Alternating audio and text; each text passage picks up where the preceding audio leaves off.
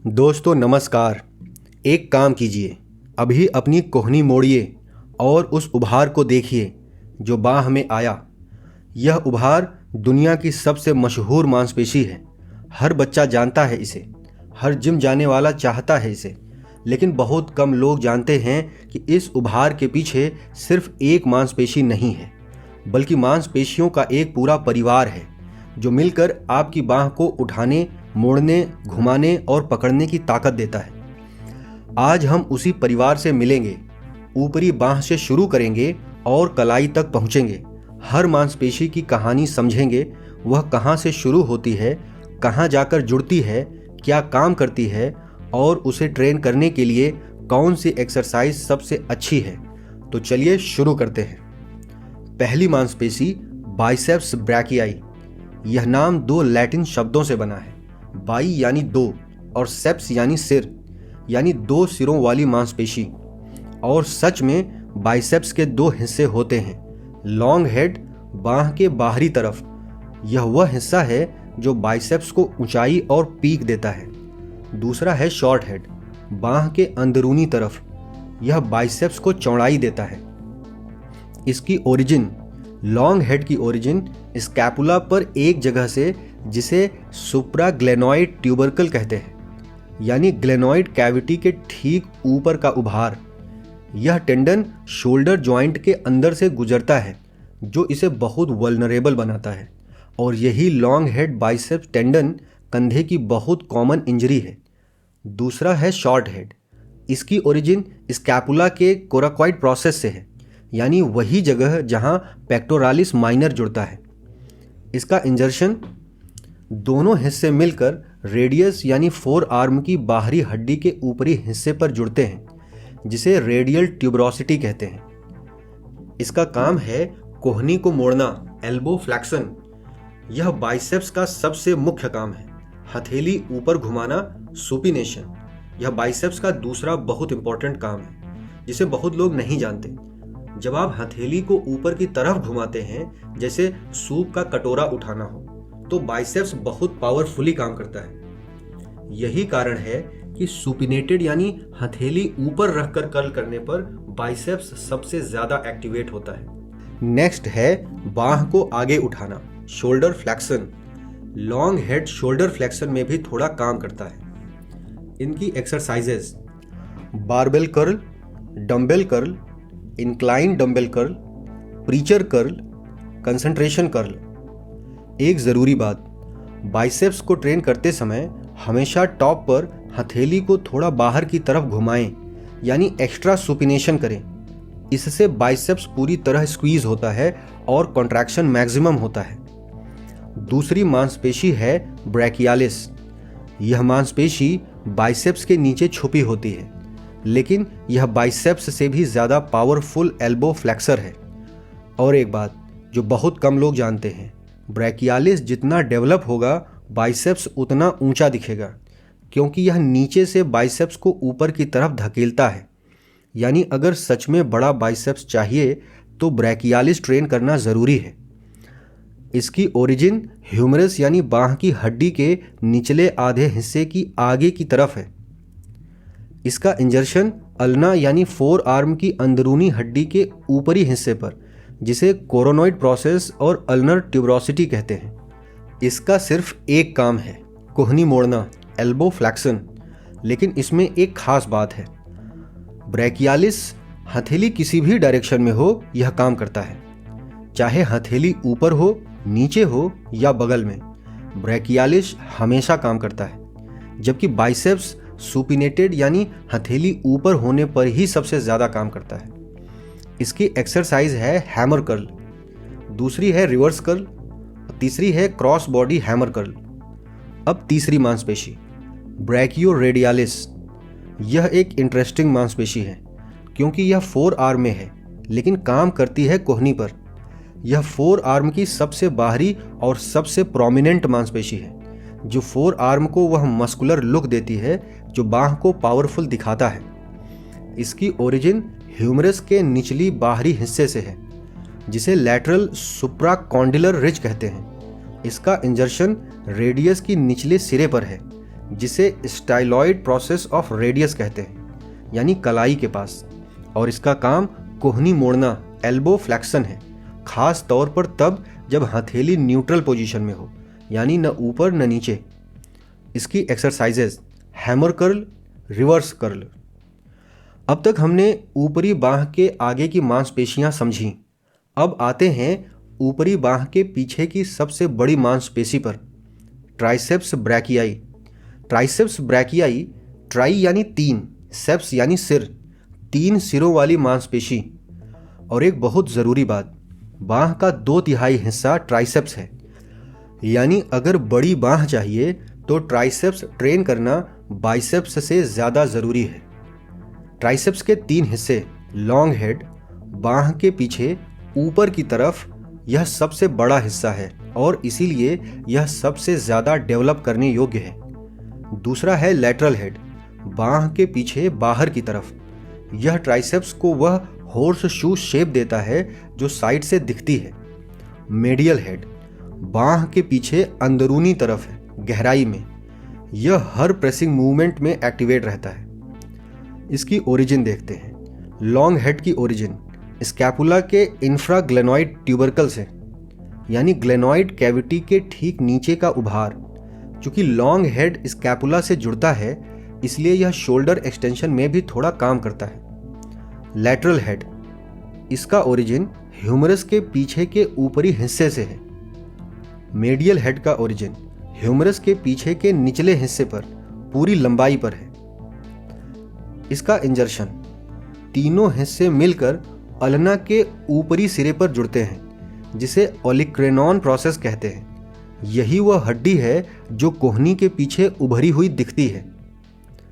इसका काम कोहनी को सीधा करना है, एल्बो एक्सटेंशन। यह ट्राइसेप्स का मुख्य काम है। जब भी आप कुछ धकेलते हैं, जैसे bench press, shoulder press, pushup, triceps हमेशा काम करता है। लॉन्ग हेड, कंधे पर बाह को पीछे ले जाना, शोल्डर एक्सटेंशन में भी थोड़ा काम करता है।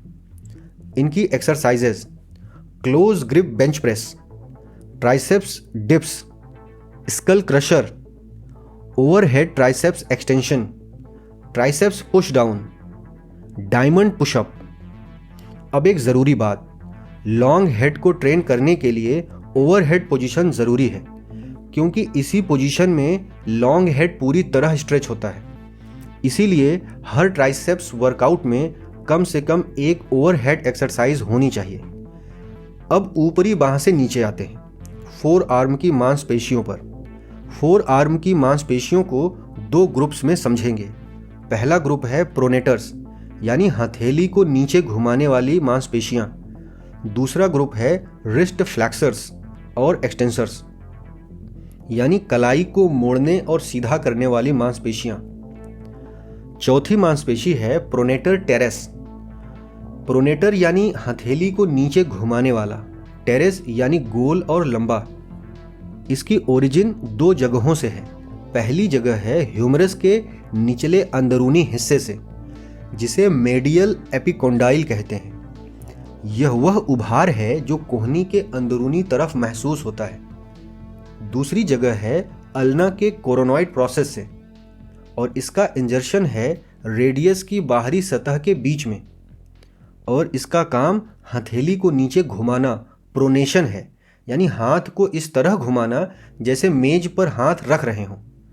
कोहनी मोड़ने में थोड़ी मदद एल्बो फ्लेक्शन। एक एग्जाम्पल देखते हैं। जब आप पेंच कसते हैं, स्क्रू ड्राइवर को घड़ी की दिशा में घुमाते हैं, तो प्रोनेटर टेरेस काम करता है। इसकी एक्सरसाइजेस, प्रोनेशन विद डंबल, दूसरा रिवर्स कर्ल। अब 5वीं मांसपेशी प्रोनेटर क्वाड्रेटस। क्वाड्रेटस यानी चौकोर। यह मांसपेशी कलाई के ठीक ऊपर रेडियस और अल्ना को जोड़ती है, एक चौकोर पट्टी की तरह। इसकी ओरिजिन अल्ना के निचले हिस्से की आगे की सतह पर है और इंजर्शन रेडियस के निचले हिस्से की आगे की सतह पर है। और इसका काम हथेली को नीचे घुमाना, प्रोनेशन। यह प्रोनेशन का प्राइमरी मसल है, खास तौर पर धीमी और कंट्रोल्ड मूवमेंट में। प्रोनेटर टेरेस तेज और फोर्सफुल प्रोनेशन में ज़्यादा काम करता है। प्रोनेटर क्वाड्रेटस हर तरह की प्रोनेशन में काम करता है। प्रोनेटर क्वाड्रेटस को अलग से ट्रेन नहीं किया जाता। यह प्रोनेशन की सभी एक्सरसाइजेज में प्रोनेटर टेरेस के साथ ट्रेन होता है। अब आते हैं कलाई की मांसपेशियों पर। पहले फ्लेक्सर्स यानी कलाई को मोड़ने वाली मांसपेशियां। छठी मांसपेशी है फ्लेक्सर कार्पी रेडियालिस। इसे नाम तोड़कर समझते हैं। फ्लेक्सर यानी मोड़ने वाला, कार्पी यानी कलाई का, रेडियालिस यानी रेडियस की तरफ का यानी बाहरी तरफ का। इसकी ओरिजिन है ह्यूमरस के मेडियल एपिकोंडाइल से यानी कोहनी के अंदरूनी उभार से, और इसका इंजर्शन दूसरी और तीसरी मेटाकार्पल बोन्स के बेस पर है यानी हाथ की बीच की हड्डियों के शुरुआत में। इसका काम कलाई को मोड़ना, रिस्ट फ्लेक्शन यानी हाथ को अपनी तरफ मोड़ना, कलाई को बाहर की तरफ झुकाना, रेडियल डेविएशन यानी कलाई को अंगूठे की तरफ झुकाना कोहनी मोड़ने में थोड़ी मदद करता है। एक्सरसाइजेस: रिस्ट कर्ल डंबेल या बारबेल से, हथेली को ऊपर सुपिनेटेड ग्रिप में कलाई को ऊपर नीचे मोड़ना, यह फ्लेक्सर कार्पी रेडियालिस को डायरेक्टली ट्रेन करता है। सातवीं मांसपेशी है फ्लेक्सर कार्पी अल्नारिस। अल्नारिस यानी अल्ना की तरफ का यानी अंदरूनी तरफ का, और इसकी ओरिजिन दो जगहों से है। पहली ह्यूमरस के मेडियल एपिकोंडाइल से और दूसरी अल्ना के पीछे के ऊपरी हिस्से से, और इसका इंजर्शन पिसीफॉर्म बोन पर है यानी कलाई की एक छोटी हड्डी पर जो हाथ के अंदरूनी तरफ महसूस होती है, और वहां से आगे पांचवी मेटाकार्पल बोन के बेस पर। इसका काम कलाई को मोड़ना है, रिस्ट फ्लेक्शन, कलाई को अंदर की तरफ झुकाना, अल्नार डेविएशन यानी कलाई का छोटी उंगली की तरफ झुकना। इसकी एक्सरसाइजेज में है रिस्ट कर्ल। फ्लेक्सर कार्पी रेडियालिस के साथ यह भी रिस्ट कर्ल में काम करता है। Ulnar deviation with dumbbell, dumbbell को एक सिरे से पकड़कर कलाई को छोटी उंगली की तरफ झुकाना। यहाँ एक इंटरेस्टिंग बात है, गोल्फर्स एल्बो यानी कोहनी के अंदरूनी तरफ दर्द, यह फ्लेक्सर कार्पी अल्नारिस और फ्लेक्सर कार्पी रेडियालिस के ओवर यूज से होता है, क्योंकि दोनों मेडियल एपिकोंडाइल से शुरू होती हैं, और बहुत ज़्यादा रिस्ट फ्लेक्शन वहाँ टेंडिनोपैथी यानी टेंडन में सूजन पैदा करता है। अब आते हैं एक्सटेंसर्स की तरफ। आठवीं मांसपेशी है एक्सटेंसर्स कार्पी रेडियालिस लॉन्गस। एक्सटेंसर यानी सीधा करने वाला, कार्पी यानी कलाई का, रेडियालिस यानी रेडियस की तरफ, बाहरी तरफ, लॉन्गस यानी लंबा। इसकी ओरिजिन है ह्यूमरस के लैटरल सुप्राकॉन्डिलर रिज से यानी कोहनी के बाहरी हिस्से के ऊपर से, और इसका इंजर्शन दूसरी मेटाकार्पल बोन के बेस पर पीछे की तरफ। इसका काम कलाई को पीछे की तरफ उठाना, रिस्ट एक्सटेंशन है यानी हाथ को ऊपर की तरफ मोड़ना, कलाई को बाहर की तरफ झुकाना, रेडियल डेविएशन है। इसकी exercises: reverse wrist curl, farmers walk. नौवीं मांसपेशी एक्सटेंसर कार्पी अल्नारिस। अल्नारिस अल्ना की तरफ, अंदरूनी तरफ। इसकी ओरिजिन ह्यूमरस के लैटरल एपिकोंडाइल से है यानी कोहनी के बाहरी उभार से, और अल्ना के पीछे की सतह से भी, और इसका इंजर्शन पांचवी मेटाकार्पल बोन के बेस पर है, पीछे की तरफ। इसका काम कलाई को पीछे की तरफ उठाना, रिस्ट एक्सटेंशन, कलाई को अंदर की तरफ झुकाना, अल्नार डेविएशन। इसकी exercises: reverse wrist curl, extensor carpi radialis longus के साथ यह भी रिवर्स रिस्ट कर्ल में काम करता है। अल्नार डेविएशन एक्सरसाइज: डंबेल को एक सिरे से पकड़कर कलाई को छोटी उंगली की तरफ झुकाना। एक ज़रूरी बात, टेनिस एल्बो यानी कोहनी के बाहरी तरफ दर्द, यह एक्सटेंसर कार्पी रेडियालिस लॉन्गस और एक्सटेंसर कार्पी अल्नारिस के ओवर यूज से होता है, क्योंकि दोनों लैटरल एपिकोंडाइल से शुरू होते हैं। बहुत ज़्यादा टाइपिंग, माउस यूज या रैकेट स्पोर्ट्स इस दर्द का कारण बन सकते हैं। अब एक नज़र में पूरी बाह की मांसपेशियों का समरी। ऊपरी बाह आगे की तरफ, बाइसेप्स ब्रैकियाई कोहनी मोड़ता है और हथेली ऊपर घुमाता है। ब्रैकियालिस कोहनी मोड़ता है, सबसे पावरफुल फ्लेक्सर है। ट्राइसेप्स ब्रैकियाई कोहनी सीधी करता है। ब्रैकियोरेडियालिस कोहनी मोड़ने में मदद करता है। प्रोनेटर टेरेस हथेली नीचे घुमाता है, फोर्सफुल। प्रोनेटर क्वाड्रेटस हथेली नीचे घुमाता है, कंट्रोल्ड तरीके से। फ्लेक्सर कार्पी रेडियालिस कलाई मोड़ता है, बाहरी तरफ। फ्लेक्सर कार्पी अल्नारिस कलाई मोड़ता है, अंदरूनी तरफ। एक्सटेंसर कार्पी रेडियालिस लॉन्गस कलाई सीधी करता है, बाहरी तरफ। एक्सटेंसर कार्पी अल्नारिस कलाई सीधी करता है, अंदरूनी तरफ। अब एक बहुत ज़रूरी बात, फोर आर्म ट्रेनिंग क्यों ज़रूरी है। बहुत लोग फोर आर्म को इग्नोर करते हैं, लेकिन सच यह है फोर आर्म और ग्रिप स्ट्रेंथ बांह की पूरी ट्रेनिंग की नींव है। अगर ग्रिप कमज़ोर हो तो डेडलिफ्ट में वेट छूट जाता है, पुलअप में हाथ थक जाते हैं और रोइंग एक्सरसाइजेज में फोर आर्म थक जाता है, लैट्स के थकने से पहले। इसलिए मजबूत फोर आर्म बाकी सब एक्सरसाइजेज को भी बेहतर बनाता है। फोर आर्म ट्रेनिंग के लिए सबसे अच्छी exercises wrist curl, reverse wrist curl, hammer curl, farmers walk, dead hang, plate pinch. तो दोस्तों, आज की यात्रा में हम कंधे से उतरकर उंगलियों तक पहुंचे। हमने देखा कि वह जो उभार था, जो हमने शुरुआत में देखा था, वह सिर्फ एक मांसपेशी नहीं थी, वह एक पूरी टीम का काम था।